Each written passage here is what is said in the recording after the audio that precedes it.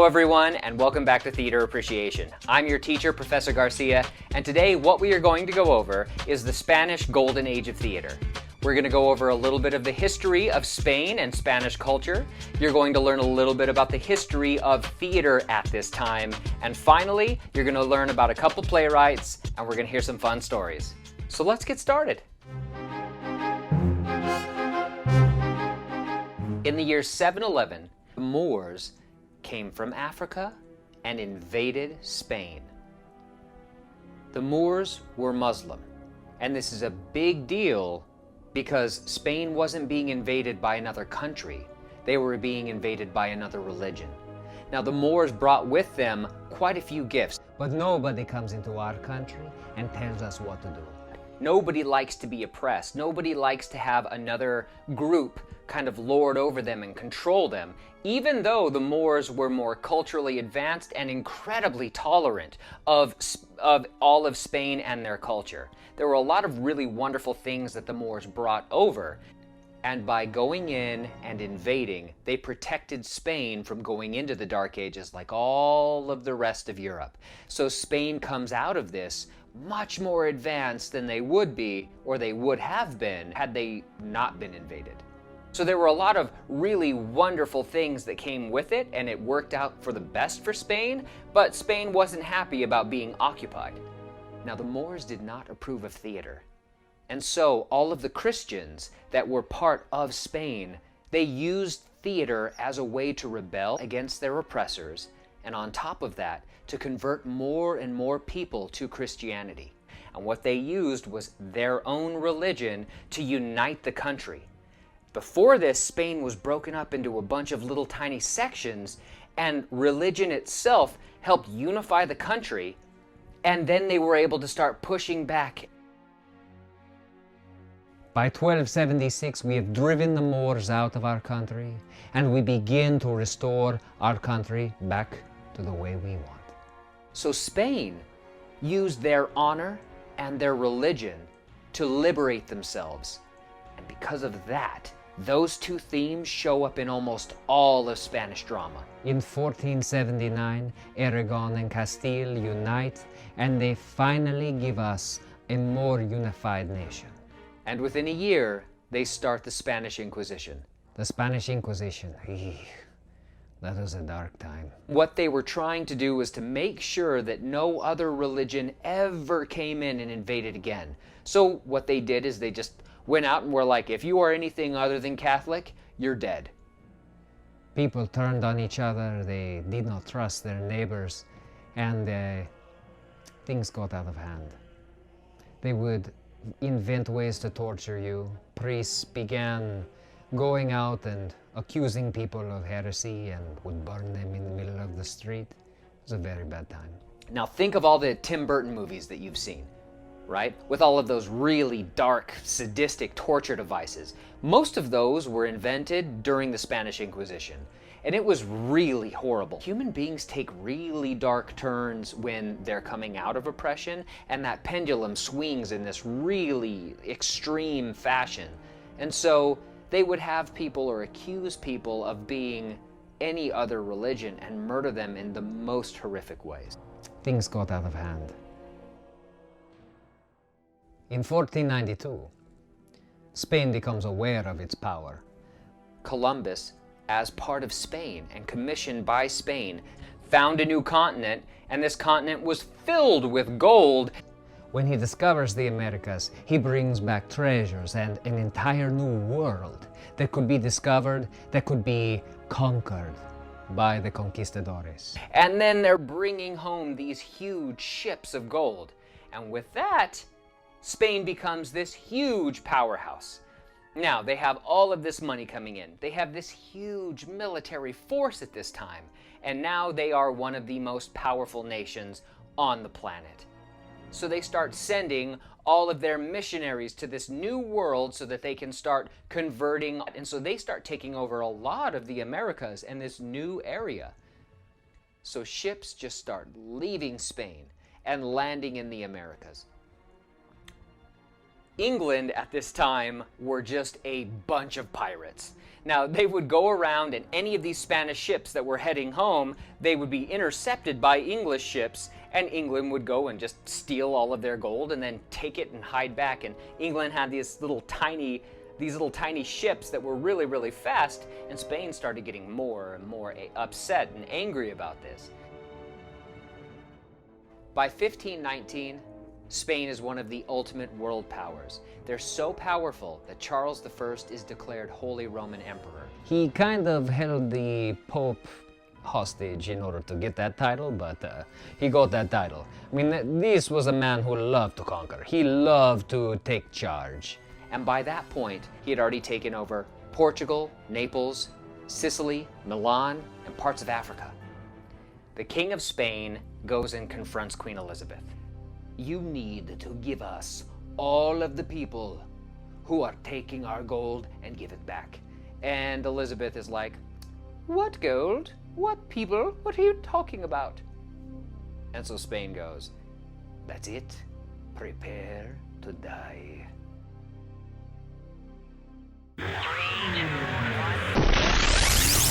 In this corner, you have the underdog stepchild of Europe, England.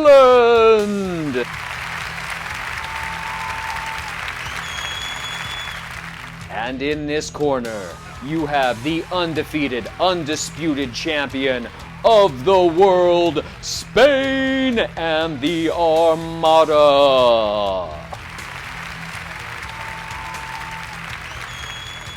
And so he sends the Spanish Armada. At this time, the Spanish Armada was the invincible fleet. They had these huge ships, and Spain had a huge military force. You have to remember, all of the rest of Europe went into the Dark Ages, and England was just coming into the Renaissance. They finally had stability with Queen Elizabeth, and here Queen Elizabeth might lose all of her kingdom to Spain. Spain had a better military force. They had the Armada. They were a really dangerous place to be messing with. And so the Armada sends all of their ships, and on their way, as they're about to pick up soldiers, England intercepts the Spanish ships. And one thing they didn't realize was that the Armada ships were humongous, and it takes a good amount for them to turn and move. And the English ships could just float all the way around them and just shoot holes in them.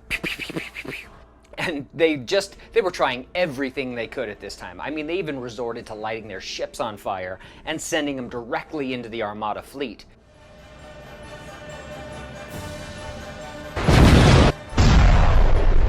And the Armada is sunk. When the Armada is sunk, Spain has this huge ego shock. They have no idea how they're going to recover. They all head home, and now this underdog, England, starts to rise in power. And Elizabeth is now known as one of the greatest leaders of all time. Back in Spain, you're going to have a few playwrights that emerge around this time. Because the theater was such a big tool in helping liberate Spain, the church has a really strong control over theater, and that's where theater kind of begins and comes out. A new festival emerges called Corpus Christi. This is a big celebration of the sacrament, and within that, there starts to become this new form of theater and drama that comes about too, and those are called autos sacramentales. Now, these are cycle plays, and cycle plays were stories based on the Bible, and you would have them in sequence, and that's why it was called a cycle. And you would combine that with morality plays. Now, morality plays are plays that taught a moral lesson. So they had kind of broad characters, and then they were made to teach you a moral lesson of how to live a better life. Now, they would combine those two with other supernatural elements, and you get this brand new form of theater. At the time, the autos sacramentales were performed in the streets during Corpus Christi, and there was this giant festival with townspeople dancing and singing, and they were all performed on these two-story carts that would drag down the street. And it was this giant celebration that went on for a really long time. And in the festival, 3 autos sacramentales were performed, and then during the time of Calderón de la Barca, they bump it up to 4. Now by 1454, professional theaters start to emerge, and by 1540, paid acting is completely common. So by this time, you have public theaters that are being built, and they're usually built in courtyards. They have 3 sides, they're really beautiful, and a lot of townspeople and regular people would just go and watch these plays. So it wasn't just for the wealthy, it was for everybody, and there were certain playwrights that made a lot of money, really catering to that group. Actors would provide their own costumes. And so each company had a group of actors, and the costumes that you had kind of dictated what characters you could play. And actors would spend an awful lot of money on their costumes because it was a way to get hired, and it made you a really valuable commodity. Women were also allowed on stage in Spain, which is very unique and really, really, really important. There's this theme that starts to come out in Spanish theater, and it's of cross-dressing. And it wasn't necessarily as much with men cross-dressing as women, but women dressed a lot as men in these shows. And they were able to get away with it because it was a man's world, and so women would, if their honor had been taken from them, they would dress in male clothes and pretend to be men, and they would go out. Now this doesn't seem like a big deal to you now, but I want you to think for just a moment about the way most women dressed at this time.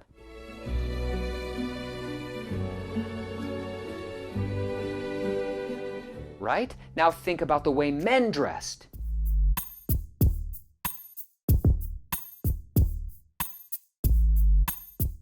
That's a huge difference. So if you had a woman in this giant dress, and so you never got to see her figure, and everything was kind of designed to push all of your attention here or here, and these costumes, when a woman dressed as a man, I mean, you get to see the entire figure. I mean, that's the equivalent of like a swimsuit, right? This is a huge deal, so it was a big crowd pleaser and draw of bringing people into the theater. It gets to the point, too, where the church has to ban priests from going to shows. Priests were losing their minds. They would try to rush backstage and talk to the actresses. Also gets to the point where the church bans women from being on stage unless they are married to one of the actors. Within the world of theater, each theater company would go and they would all gather up their money and they would pay for a play. They would pay for a playwright to write a play specific to that group. Now, they didn't have copyright laws, so if anyone else got a hold of the copy of that play, they could do it, and then you would lost all of that money. And there were certain playwrights that would draw giant crowds, so people would spend a lot more for that. An average actor made about 600 reals, and they would pay at least that for a playwright to write a play. So playwrights could make a lot of money if they ended up writing quite a few plays, right? Like if you were fast at writing plays, you could make a really, really good living. And some of them did. One of the most famous writers at this time was Miguel Cervantes. Now he writes Don Quixote, but he also wrote about 30 plays. And a lot of people don't know that. But the most important and by far the biggest of all the playwrights at this time, Lope de Vega was the most important figure in Spanish drama. Lope de Vega was so popular that people across the country, when they tasted something really, really good, or they saw something really, really beautiful, they would say, that's este Lope. That's good enough for Lope de Vega. By the time he was 5, he was able to read and write in Latin and Spanish, and he began writing poetry. By the age of 14, he's enrolled in college, and then he just leaves and goes and joins the military. Now, when he comes back, he's taken under the wing of a bishop and is kind of groomed to be a priest. And right before he's about to become a priest, he falls in love with this married woman. He leaves the priesthood and goes to Madrid to write plays. Now, this woman was also the daughter of a really famous producer of plays in Madrid. This ends terribly. He kidnaps the woman. The police are involved. In the end, he gets jailed. It's awful, right? So this situation ends really, really bad. The producer father decides that he wants all of Lope de Vega's plays. Lope de Vega is like, no, I'm not giving you any of my plays, and then starts writing all of this slanderous material, and he ends up going to jail for it. So he comes out, he falls in love, madly in love with another woman. This guy could only fall in love madly. That was only one way. It was passion, passion, passion. That's all he could do. And then, of course, that is ending violently and horribly as well. And he just decides, that's it. I'm going to go join the Armada. I'm going to go fight. And he leaves. Now, at this time, the Armada is sunk by England. And so he's on one of the very few ships that comes back home. Once he comes back, he begins writing plays. How many plays? 1,800 plays. 1,800. 1,800 plays. You did not hear me wrong. We still have 500 of them. 500 plays. How many did Shakespeare have? 32 plays, but he worked really hard on them. And because of that, they must have been better. So says history. 32! 1,800 versus 32. Yes, exactly. So this guy becomes really wealthy, and he knew how to just tie in those themes of honor into his plays. And because he was writing primarily for the just regular people, right, the lower classes, his plays read like modern plays. So if you pick up a Lope de Vega play today, it's going to read like it was written just a couple of years ago, as opposed to reading a Shakespeare play, which definitely feels dated. Now, he goes on and lives a really long life filled with a bunch of violent affairs. I don't even know what that means, but apparently this guy could not do anything involving love without having it be violent. Our final playwright that we're going to talk about is Calderón de la Barca. Calderón, yes. Calderón de la Barca was probably the closest that any nation ever came to their own version of a Shakespeare. His plays are the most poetic, but he was writing for the court, so Lope de Vega was writing for the people and Calderón was writing for the court. He performed for the king and queen, but he was loved by the people. And isn't that the goal of any real artist? Is to be loved by both the king and the people, the high class and the lower class. And they're studied almost as much as Shakespeare. Now, Calderón grew up and he was the son of a Spanish official, and then he was orphaned when he was really, really young. And so he worked really hard on his education to kind of make it up in the world, and he ends up getting into college to become a lawyer or a priest and studying law. However, Lope de Vega chose Calderón. In the later stages of his life, Lope de Vega was looking for his successor, and he handpicked Calderón. He saw his talent, and he helped guide him and mentor him through the process. Calderón de la Barca wrote over 200 plays. 200 plays, and we still have 100 of them. Now, his plays are legendary. And Calderón's plays were beautiful. There was one play set in the court, outside in the pond, where it was a shipwreck. And the entire play was floating on a stage in the middle of the pond. And all of the guests sat in gondolas and they watched the play. And as the sun was setting, they had 3,000 candles all over just floating on the water. And the actors made it to the stage on chariots driven by dolphins. Dolphins! Thank you guys very much for going on this journey with me. I'll see you next time. In the next video, it's going to be story time with Professor Garcia, and we are going to go over Lope de Vega's Fuente Ovejuna and Calderón de la Barca's Life is a Dream. So, I'll see you then.